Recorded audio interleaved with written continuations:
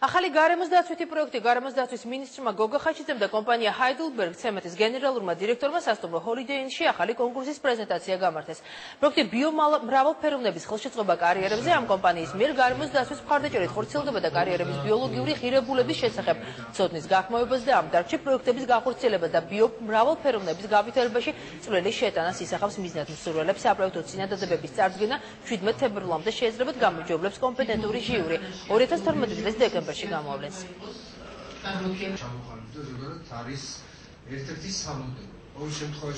ძალიან მნიშვნელოვანია რომ გარემოს დაცვითი პრობლემებით კი არ შევაჩეროთ ასე ვთქვათ ქვეყნის განვითარება და ეკონომიკური წესრიგ, არამედ რაც შეიძლება ბევრი მასტიმულირებელი ფაქტორი შევქმნათ, მოვიფიქროთ სხვადასხვა გამოვიდეთ სხვადასხვა ინიციატივებით იმისათვის რომ რაც შეიძლება შევარბილოთ ეკონომიკის მოქმედება გარემოზე. ამ კონკურსის ძირითადი დანიშნულება და მიზანი მდგომარეობს იმაში, რომ მოხდეს მაქსიმალურად შენარჩუნება კარიერებზე იმ ბიოგარემოსი და მოხდეს ბიომრავალფეროვნების ხელშეწყობა.